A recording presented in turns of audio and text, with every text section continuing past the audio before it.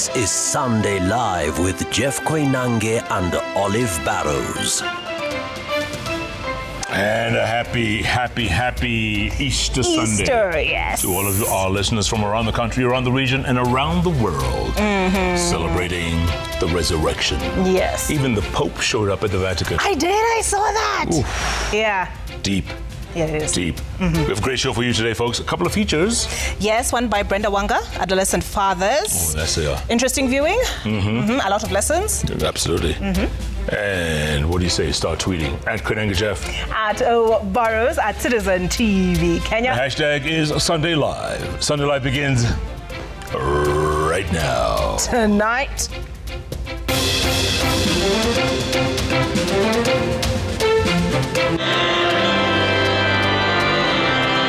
Marking Easter Sunday. Christians celebrate Easter Sunday with call for concerted efforts to end graft.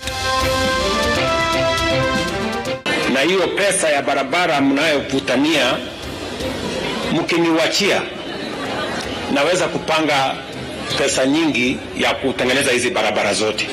Battle over roads funds. President Ruto tells governors and MPs to back off from roads maintenance fuel levy and allow national government to disburse the funds. Tukana kupata huyo mtoto ameshaliwa almost 80%. Girl mauled by a lion. Our Rongai family is in pain and agony following the killing of their 14-year-old daughter by a stray lion.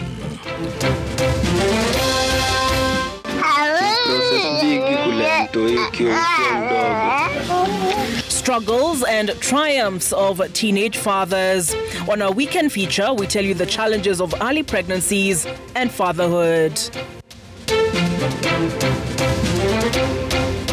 welcome to the broadcast. Our sign language interpreter tonight is Joki Shege. Now, Christians across the nation thronged churches to celebrate Easter Sunday, marking the resurrection of Jesus Christ with vibrant songs, dance, and powerful sermons. From Nairobi to Mombasa and Nyeri, the faithful gathered in unity, but the celebrations carried a deeper message. Clergymen used the occasion to call for good governance and an end to corruption, as well as accountability in addressing Kenya's ballooning national debt and tax burden. Mary Moki has the highlights from different parts of the country. Across churches in Kenya, Easter Sunday was a mix of joy and reflection. Christian faithful danced and sang in celebration of the resurrection of Jesus Christ in churches across Kenya. At the SCK Cathedral in Nairobi, worshippers filled the pews, reflecting somberly on the significance of the moment. These celebrations weren't just about faith. They were a platform for reflection on the state of the nation. From the pulpit came a deeper message, a call for accountability in leadership and the fight against corruption. That mandate to serve in government rests on their shoulders a huge responsibility to ensure prudent management of resources. For we want to ask all the principal secretaries, all the cabinet secretaries to please take into consideration the welfare of the people across all ministries so that Kenyans can get quality service that is commensurate to the tax they pay. In Nyeri, Archbishop Anthony Muheria took a firm stand against corruption. The Archbishop made a passionate plea for moral integrity in all arms of government. In our nation, in our society, in the judiciary, in the parliament, corruption will be vanquished through God's power and our collaboration. We must commit this Easter to work against corruption. We must root out the root of a lot of the things that we suffer in this country. And in the coastal city of Mombasa, Archbishop Martin Kivuva turned his focus to President William Ruto's frequent foreign trips and Kenya's spiraling national debt. Archbishop Kivuva questioned the government's borrowing spree, warning of the ballooning national debt that risks crippling the common wananchi. His remarks highlighting public frustration over the lack of transparency in loan utilization and the heavy tax burden weighing on ordinary Kenyans. Kuhusu safari za raisi, labda kwenda kutafuta mtaji, uhusiano wake na nchi zingine, lakini Mkenya mwingi anauliza, je, hela zile anazozituletea zinafanya kazi iliyopangiwa? National debt inasemekana imepita kipimo. So ni kama wewe una deni na huku naendelea kukopa kwa jirani, kwa benki na benki ile, unaongeza uzito kwa wale unaoishi nao. From the pews to the pulpits, Kenya's Easter celebrations were a powerful blend of faith, joy, and a call for change. And for the various pulpits, the call was clear. A call not just for spiritual renewal, but for a national rebirth rooted in justice, good governance, and economic accountability. Mary Mwoki, Citizen TV.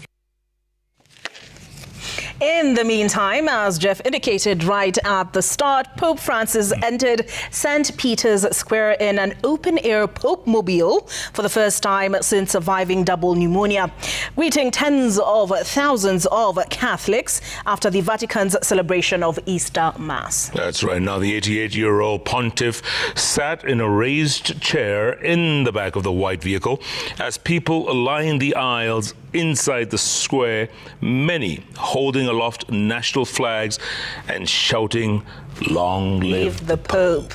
The Pope Mobile briefly stopped at several points around the square, decorated with colorful flowers for Easter, as papal aides brought forward babies from the crowd for Pope Francis to bless. We get more from our very own Nimrod Tabu? Yes. Let's do it.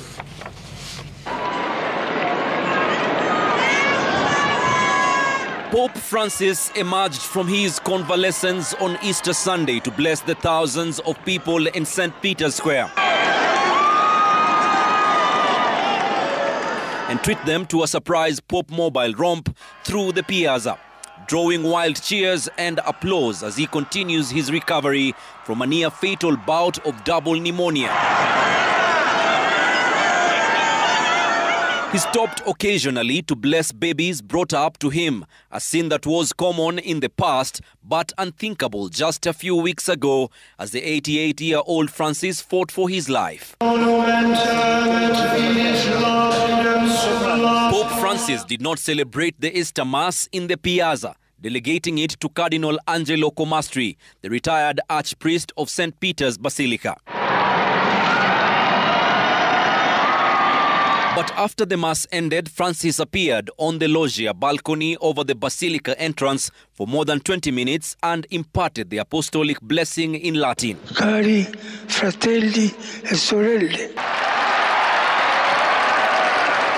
The thousands of people below erupted in cheers as a military band kicked off rounds of the Holy See and Italian anthems.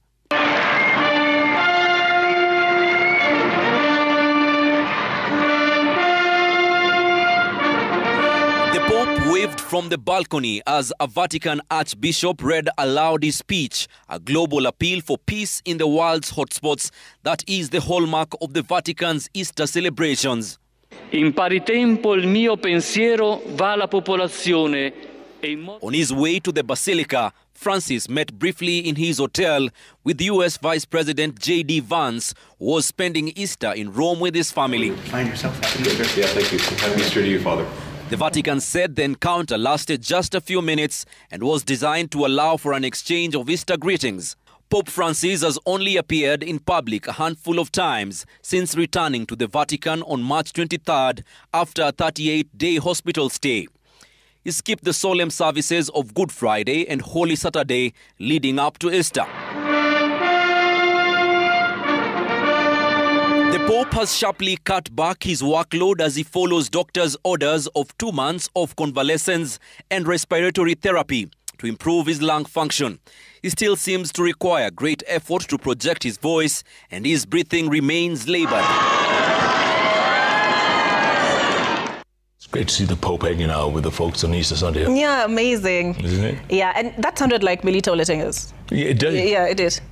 Oh, okay, he voiced it. All right. Okay. You ever been to the Vatican? No, never. I haven't. So You've been? Machako, Uja Tempe. Sidharau Machakos, Namasako.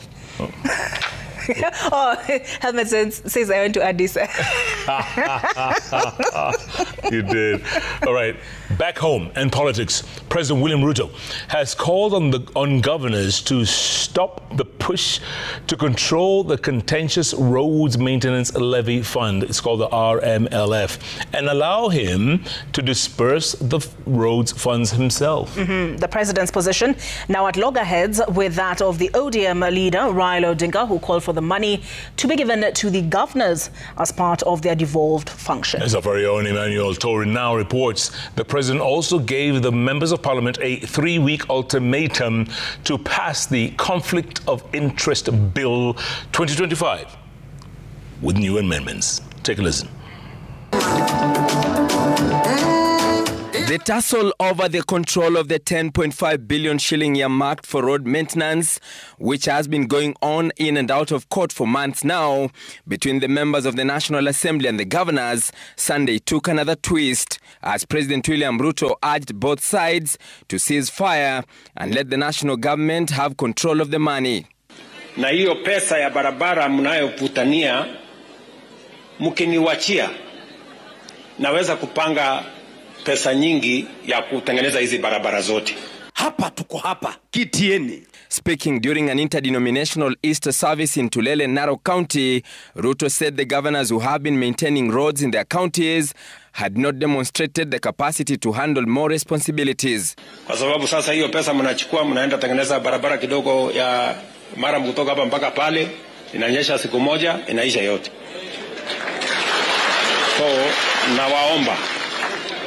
nawaomba waheshimiwa mkubali, na sio kwa lazima. Nasema naomba mkubali, tunaweza kupanga hiyo pesa ikaweza kutumika kwa njia nzuri. The MPs have maintained that their move to bar the governors from having control of the monies currently under the government road agencies is to prevent looting of public resources. ODM Chief Raila Odinga has maintained a position opposite to the one held by the president, saying the money should go to counties. Full levy. Members of Parliament, Your Excellency, have no business concerning roads. The role of members of Parliament is clearly stated. Representation, with legislation, and oversight. President Ruto also calling for immediate passage of the Conflict of Interest Bill with the amendments he made last week in a bid to curb corruption. Na kwa wiki 3 zijazo, bunge lazima ipitishe sheria vile nimependekeza, ndio tuweze kukomesha mambo ya ubinafsi katika procurement na utendakazi wa mambo ya serikali. The president who pledged 10 million shillings to construct a pastor's plaza in Narok County, calling for national unity. The unity we are prosecuting in Kenya is divine. It is God ordained for us to be united. That is how we can be blessed as a nation. Mambo yako tuliweka ya kwamba utakuwa president mwaka 10.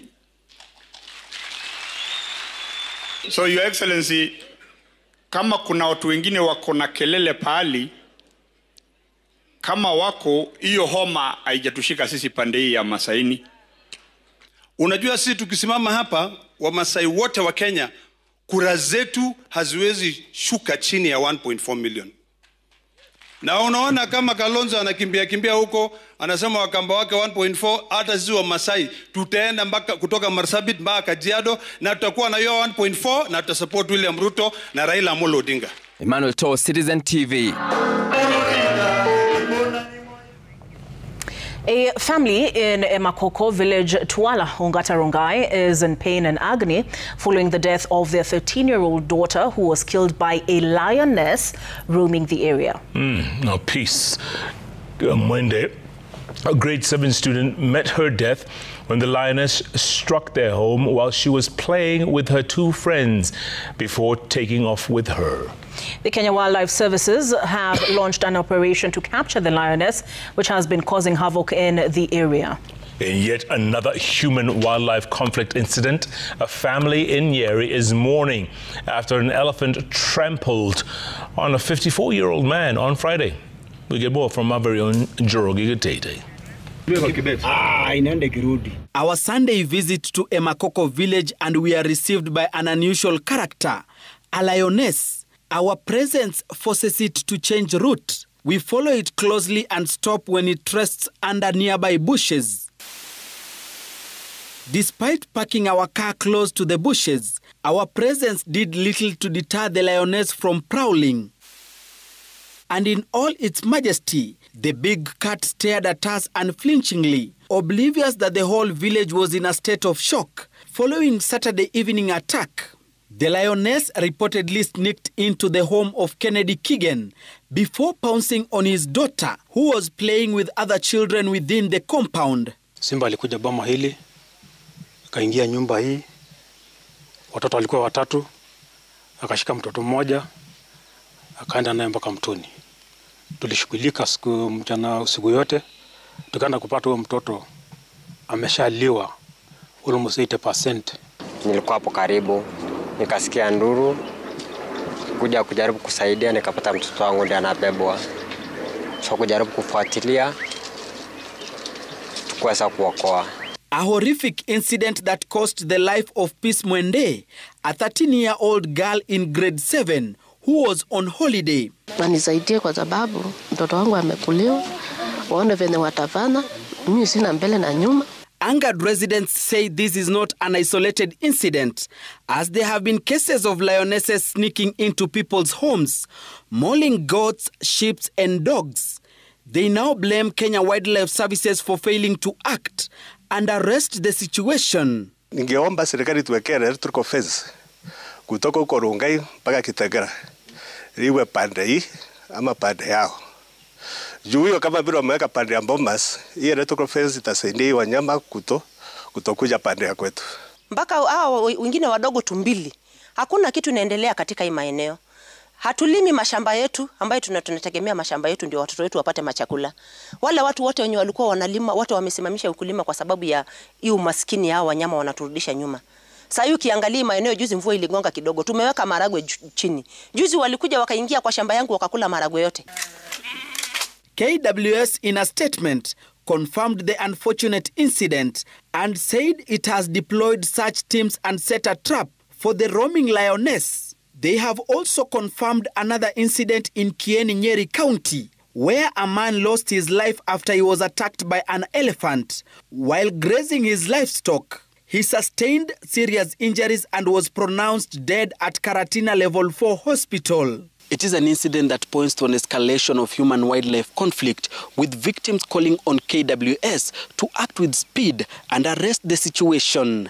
Gatete Njoroge, Citizen TV, Emakoko Village, Kajiado County.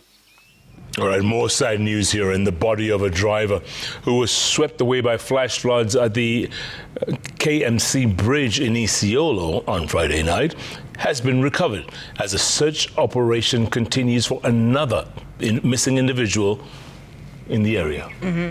The body of Paul Gitonga was found several kilometers downstream in a place called Loangishu.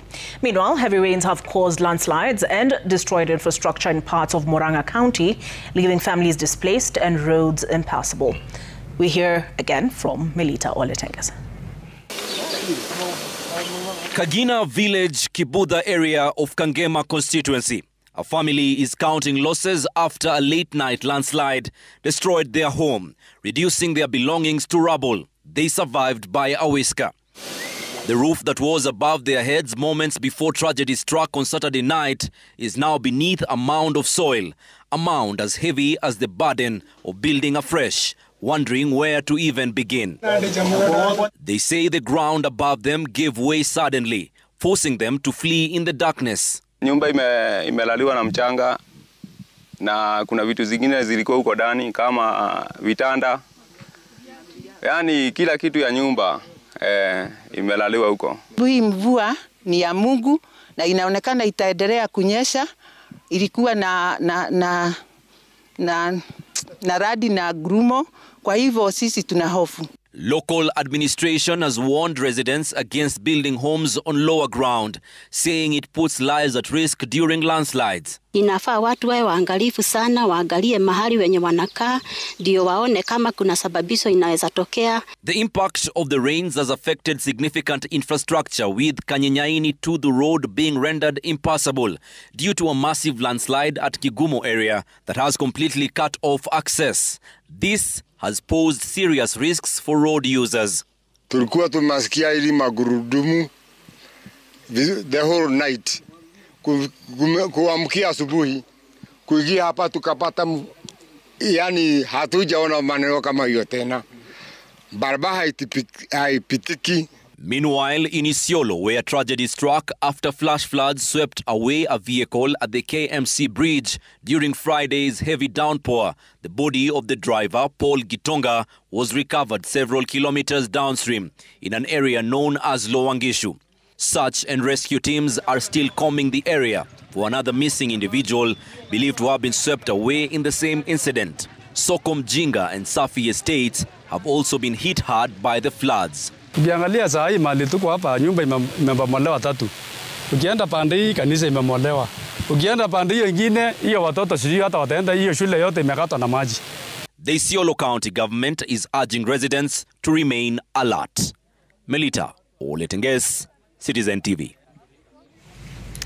All right, debt payment and infrastructure refinancing are President William Ruto's top priorities when he embarks on a 5-day state visit to Beijing, China, starting Tuesday. No, go ahead. No, you go.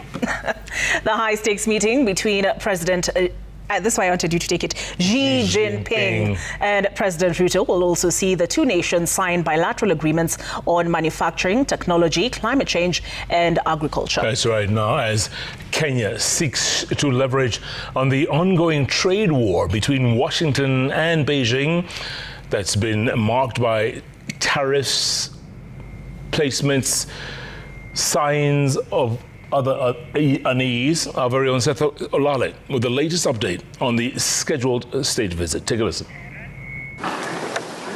President William Ruto will register his first state visit to China this week since taking office. Welcome. In a bid to reaffirm Nairobi's long-standing diplomatic and economic ties with Beijing, the week-long deliberations with his host president, Xi Jinping, will focus on debt payment and financing for major infrastructure projects, which include the extension of the standard gauge railway from Naivasha to Malaba via Kisumu and request for the proposed Rironi Mau Summit dual carriage.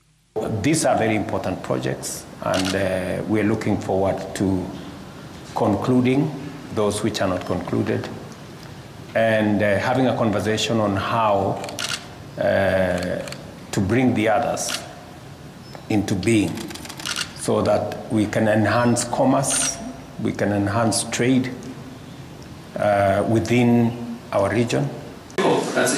Kenya and China will formally sign bilateral agreements in trade, security, manufacturing, technology transfer, agriculture, climate change, tourism, and education sector. And not just improving connectivity within Kenya, but is also improving regional connectivity. The Kenya-China cooperation in infrastructure, trade and investment under the Belt and Road Initiative, BRI, leveraging on the Beijing-Washington diplomatic fallout as a result of the ongoing war tariffs to Kenya's advantage. There is increasing potential and pressure to leverage on this South-to-South cooperation between the countries in the global South. And BRICS is an option for Kenya. We are looking at the opportunities that come with membership of BRICS. Seth Olale, Citizen TV. In other words, the Ministry of Health is urging more vigilance after 3 new cholera cases were confirmed, raising the number of cases to 125.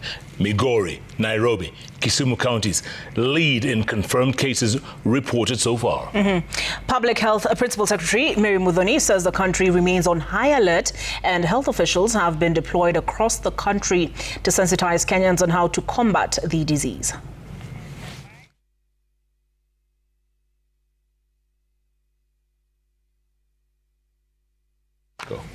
Efforts to tackle the challenge of teen pregnancy and early parenthood for young girls have been gradually bearing fruit, with fewer girls getting pregnant in the last year. Okay, now, however, as the campaigns gather steam, there are concerns about how adolescent boys and young men have been left out and are also falling into the same pitfalls of early fatherhood. Brenda Wanga spoke to young fathers who are the sole caregivers to their young babies, and highlights their struggles and triumphs in the journey to fatherhood. It's definitely not something you see every day. Not every day. Let's take a listen.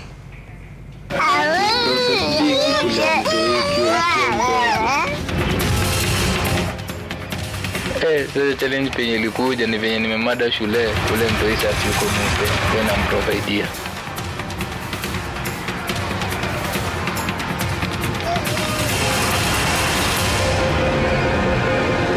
In the dark alleys and sun-baked earth of Nairobi's sprawling Kibera slums, where survival is a daily battle and dreams often wither before they bloom, James Kariuki carries a weight far beyond his 19 years.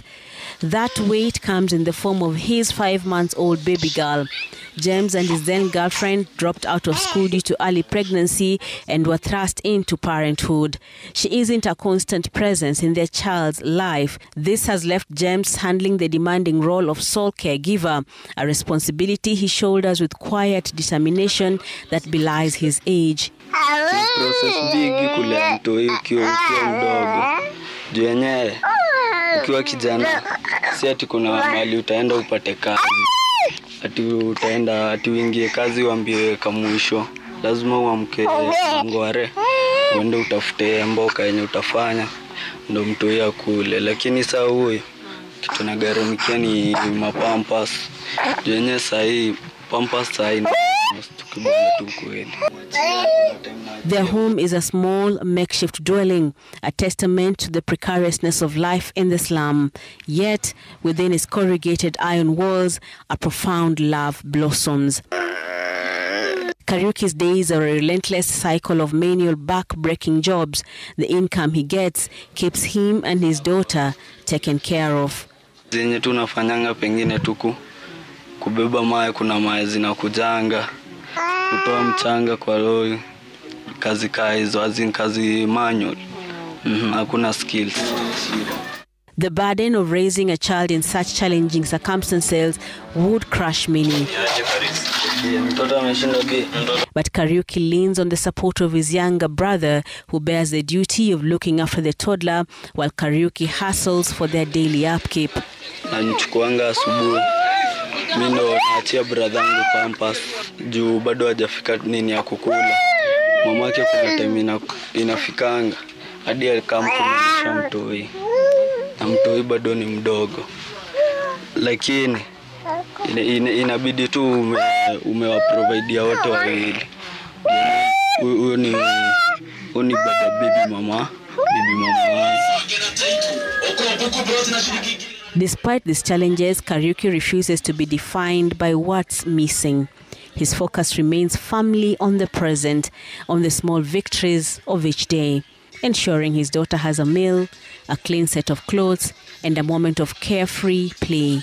He says although his daughter came a little bit too early in his blueprint of life, he is keen that she has a future where she doesn't have to navigate the harsh realities of the slum, including the very real allure of crime that he has had to constantly fight against in his quest to be the father his daughter deserves.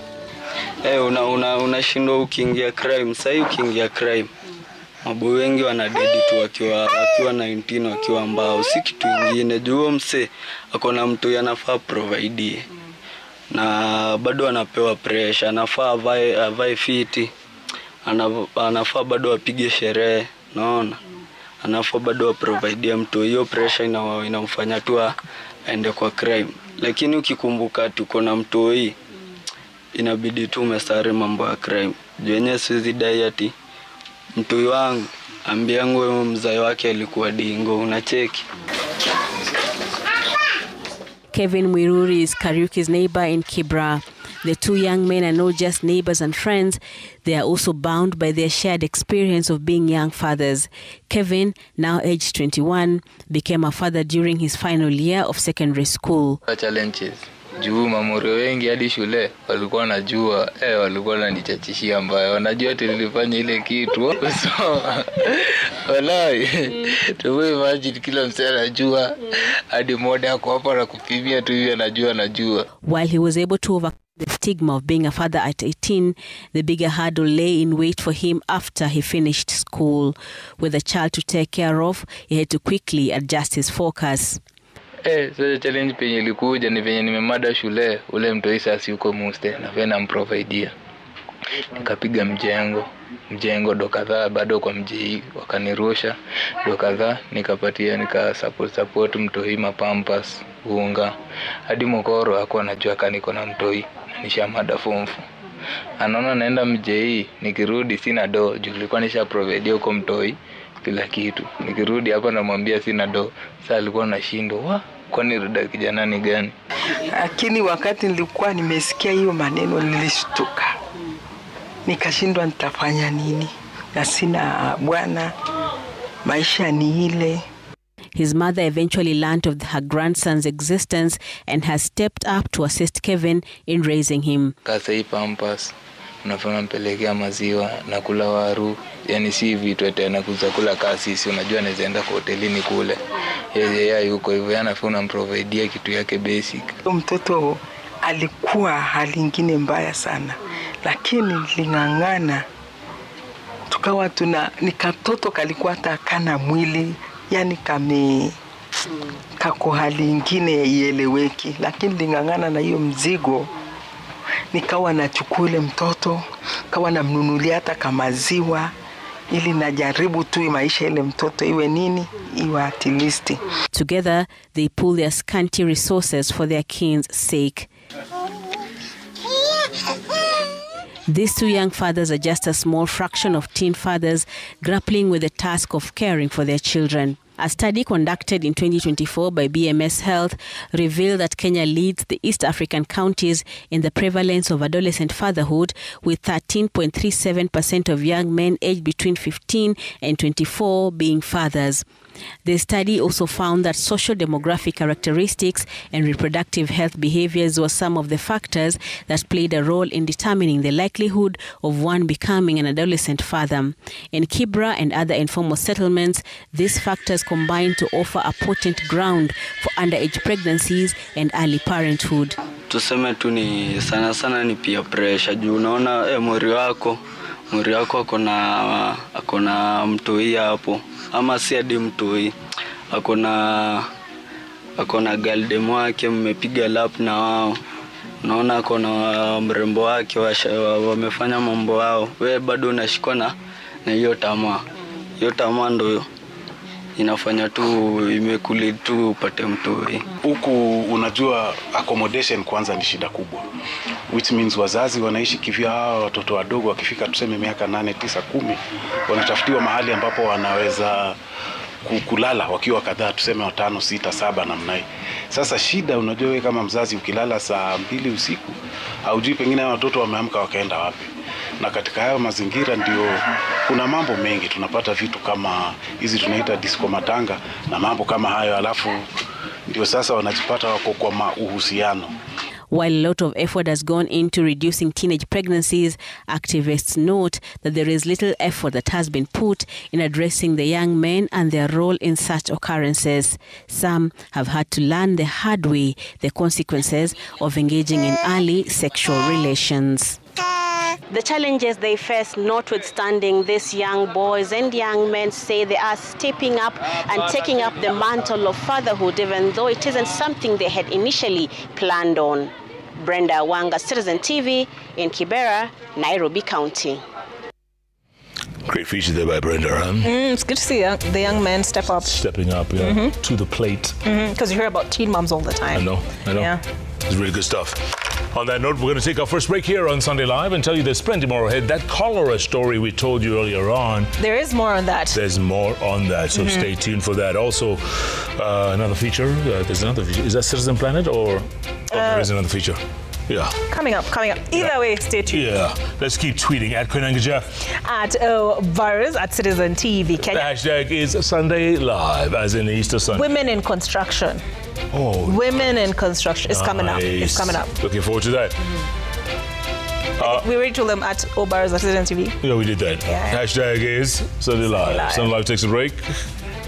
We'll be back in a moment.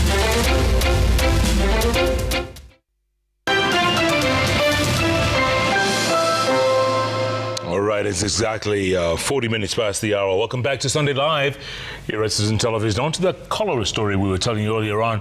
And the Ministry of Health is urging more vigilance after 3 new cholera cases were confirmed, raising the number of cases to 125.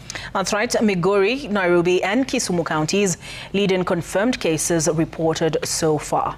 Public Health PS Mary Muthoni says that the country remains on high alert, and health officials have been deployed across the country to sensitize Kenyans on how to combat the disease. We get more from our very own Francis Mtalaki.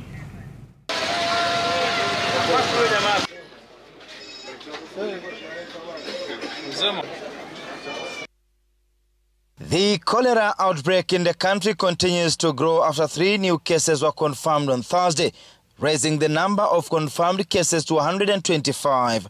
No deaths have been reported since the last cases were confirmed, although 6 people have already died since the first case was reported. According to the Ministry of Health, the outbreak has been contained in Migori and Kisumu, while the case of Nairobi is being treated as an active outbreak after 24 cases were reported in 10 days. Cholera incident management system has been instituted, and equally a regular outbreak response coordination meetings are happening by the National Public Health Emergency Operations Center and all the affected counties. In the capital, Kasarani leads with 9 cases, Kibra 7 cases, Embakasi Central 4 cases, Embakasi East and Mathare 3 cases each.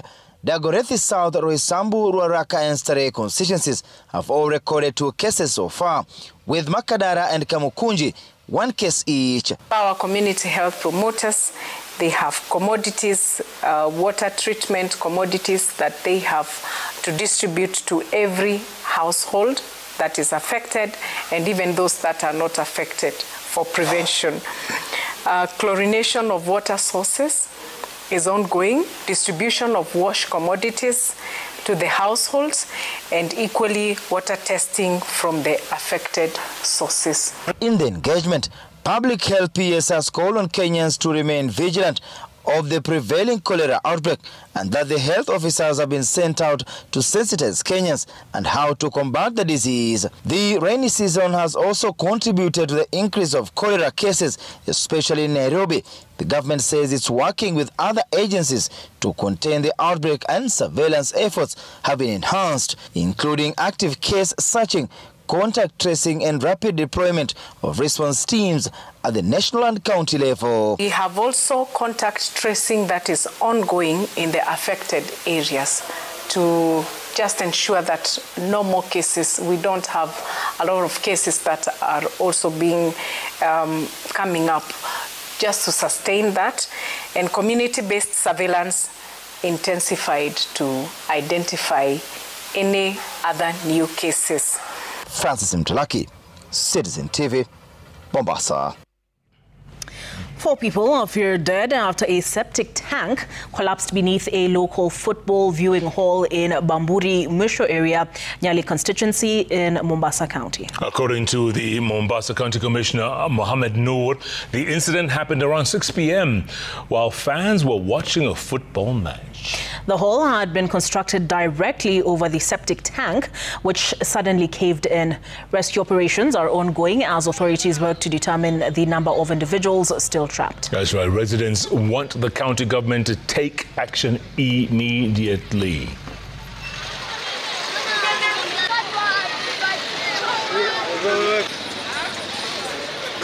Walikuwa katika harakati ya kuangalia mpira, shimo likabomoka, wakaingia ndani.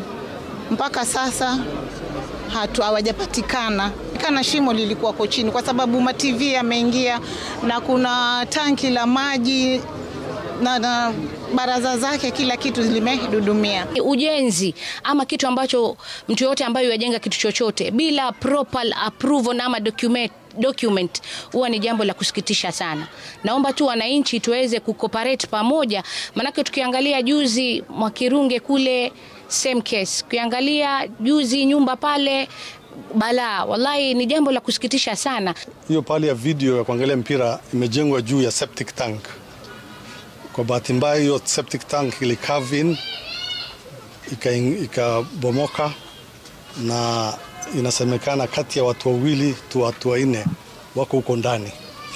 So kwa wakati huu tumeongea na the county disaster team ambaye mimi ni chairman pamoja na governor Abdul Samad.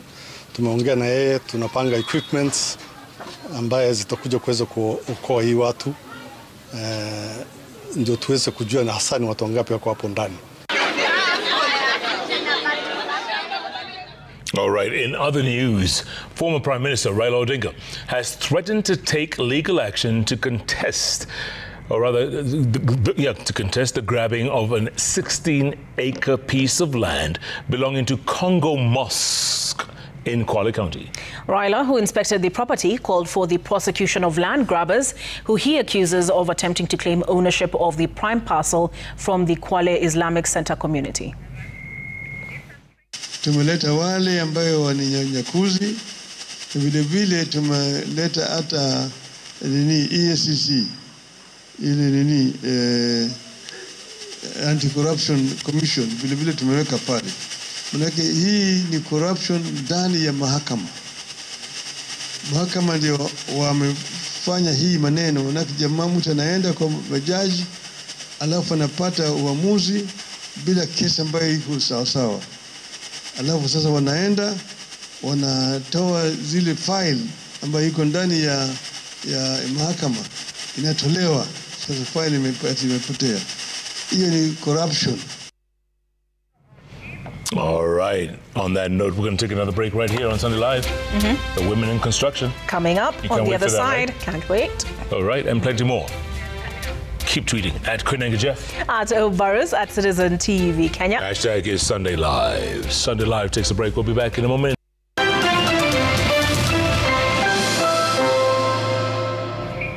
It is exactly 53 minutes past the hour. Welcome back to Sunday Live here at Citizen Television. Now, onto a little-known market tucked away on the scenic slopes of Murang'a County that is quickly becoming the talk of the town. Karugia Market may be trending, but not just because it was commissioned by President William Ruto under the Economic Stimulus Program or its proximity to the newly upgraded Mishuki Polytechnic. Now, the real story lies within the construction site itself. 3 remarkable ladies in construction are not just building a market, they are shattering the expectations and inspiration of a community. Take a listen. When the story of Karugia Market impressive transformation is told, the spotlight will shine brightly on the remarkable women making it happen. This region, long celebrated for its fertile land and the hard work that yields its bounty, it's now witnessing another powerful force at work, the skills and determination of women in construction. It's really rare to see women doing this kind of jobs. Most of them we prefer kuuza mayai, melon, but it's very rare kutuona huko. But inabidi. These women are not just building a physical structure, they are building a powerful narrative of change and progress. They are shattering preconceived notions and inspiring a community by their sheer dedication and expertise. And hakukuwa na hiyo gender nini. Actually, most of them congratulate us and encourage us to keep pushing. For Mercy Kagweria, this project is deeply personal, with every wheelbarrow of sand pushed, every wall raised, and even beam lifted. She sees more than just progress. She sees a future built by women for their communities, a future she's committed to grow through training, mentorship, and opportunity. Of course, mtu wa mkono huwezi lipwa kama fundi. That's one. Mtu wa mkono mkona amount yenu, fundi akona amount yake. But apart from kulipwa, you still learn a lot of things. Kama mtu wa mkono, unaweza jifundisha kujenga. This is more than just construction of market stalls and sheds. It is the story of women breaking barriers, building economies from the ground up, and leaving an incredible mark on Karugia Market and beyond, laying the foundation for more women in construction to take up tools, enter the trade, and shape Kenya's skyline. Fellow ladies, I would say, usichague kazi. Kazi ni kazi, as long as inakufechia your daily bread and able to sustain you. It doesn't matter eti ukuu unasema hii kazi ni ya wanaume huwezi fanya. Commissioned by President William Ruto in April 3rd, 2025, Karugia Market sits at the crossroad of growth, a circular economy powered by agriculture, serving farmers who rely on year-round irrigation from the Kaihi and Nyanjigi project. For me to meet the president, sijaibuona na muonanga kwa TV, so that day I got a chance to see him. It was really exciting for me, and I felt like I've contributed a lot. For the women building Karugia Market, it's more than a project. It's a new opportunity to create jobs, transform lives, and inspire more women to take their place in Kenya's growing construction industry. Willie Lusige, Citizen TV. Presenters from Royal Media Services radio stations joined Christians in various churches across the country in marking Easter Sunday. No, that's right. The presenters not only worshipped with the congregants, but also provided listeners the opportunity to interact with the voices that they hear on the radio every single day. It was a busy Easter Sunday for presenters from various radio stations under the Royal Media Services stable. In Kakamega and Vihiga counties, Christian faithful were joined by Mulembe and Vuka FM presenters in two different churches. Vuka FM presenters, led by head of radio, were at Voholere PAG Church in Sabatia, as Mulembe, led by deputy head of radio, were at Ebuchieli PAG Church in Emuhaya, where they joined the congregation for the service. Ajua sasa tutatembea Vihiga yote. Vuka FM inasikika kwa 95.4 na tagline yetu ni umoyo gumrogori. Nyinyi mashabiki wetu, tutaendelea kutembea na nyinyi kwa njia yoyote ile. Sisi tuko na nyinyi na nyinyi mkue na sisi. Mtakuwa na sisi? Mtakuwa na sisi? Msupport vipindi zenu na sisi tutasupport ile mambo mnafanya. In Kilifi, congregants at the century-old St. John's SCK Church in Kaloleni were joined by their favorite Bahari FM presenters as they too celebrated Easter Sunday. Zaji wetu ni kwamba tutaendelea kutembelea makanisa na maeneo ya ibada hata zaidi na zaidi ili kuendelea kushiriki, tuendelee kujuana na wasikilizaji wetu na vile vile pia tuendelee kuikuza bahari na pamoja tuweze kusapotiana kama jamii. Tunapenda kushukuru Mungu sana kwa kupata wageni hawa kutoka Bahari FM ambao kusema ukweli tumeweza kuwa tumewasikia katika redio na vipindi mbalimbali ambavyo tunavisikia, lakini tumekosa kukutana na wao ana kwa ana, lakini wao siku ya leo kwetu imekuwa ni siku kuu kupata wageni hawa wa Bahari FM.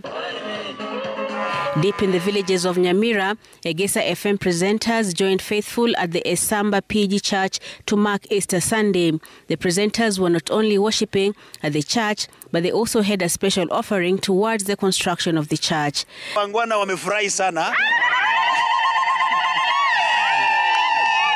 Wakristo wa Esamba PAD wamefurahi kuona watangazaji wa Egesa FM na tumewapromise ya kwamba sisi tutakuwa tunawatembelea na kuwapatia matokeo na vipindi moto kama station Egesa FM.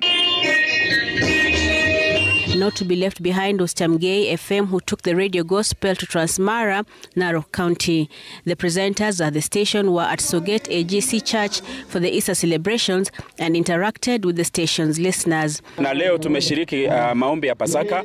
Pia ni muhimu wetu huwa tunazunguka kila mahali ambao watu wetu ambao wanasikiza Chamgei na kuwatembelea ili pia tuone na tushiriki pamoja katika safari zetu ambazo huwa tunaenda sehemu mbalimbali.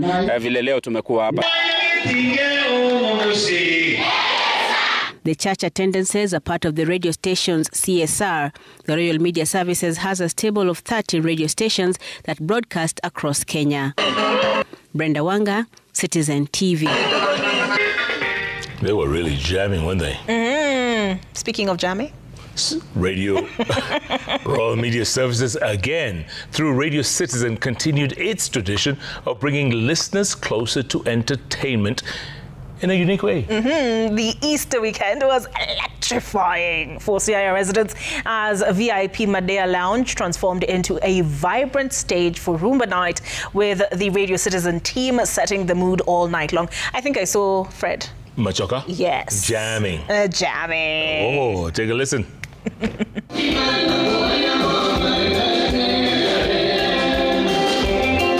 It kicked off with a bang. On Easter Saturday, as Rumba fans flocked to the VIP lounge in Siaya for an unforgettable Rumba extravaganza. The Radio Citizen crew led the night's festivities. Head of Radio Tino Gal, Fredo Bachi Machoka, Vincent Atea, Kamau Munywa, Unai Generali and DJ Mike, who ensured that the Rumba hits dropped with unmatched finesse. I'm a fan of Rumba because when I was young I loved to dance Rumba and I still love Rumba. Rumba is great and we would wish that after 3 months we should have Rumba in this place. Jitokeze, this is a good experience kupatana na watu. This is a good experience kupatana na kina these legends wenye mwasikia mtaani na pia I've seen Machoka live. I've never seen him. Through Citizen TV has made me see him. I really enjoyed today. Fans danced their night away, swept up in the electrifying vibes of Rumba, while enjoying a rare opportunity to interact with their favorite presenters, showing their unwavering love for Kenya's #1 radio station.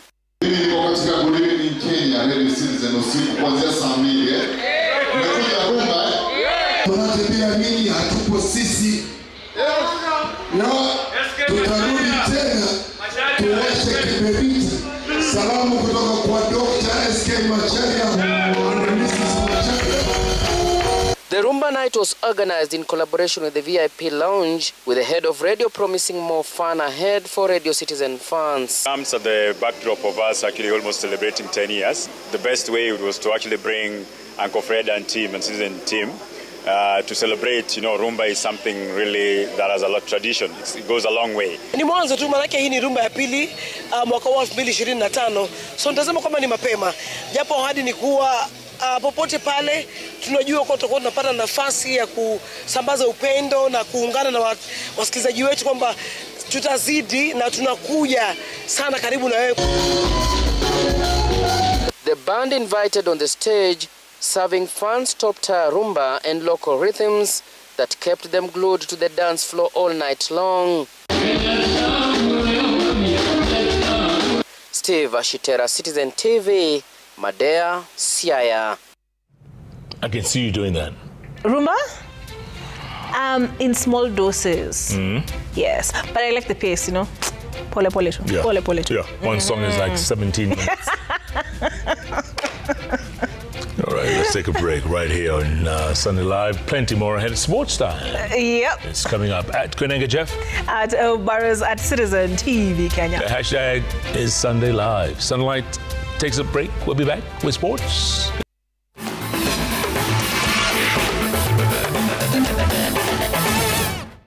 It is exactly 9 minutes past the hour. Welcome back to Sunday Live here on Citizen Television. On to sports news. Olive.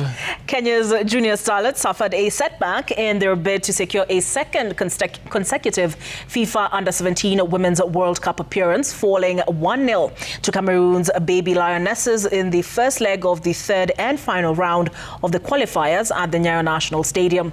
The visitors found the breakthrough in the 30th minute when Tiwa Melong rose highest to head home a corner from Ngasa Yolande against the run of play after Kenya had dominated large portions of the match under head coach Mildred Cheshe.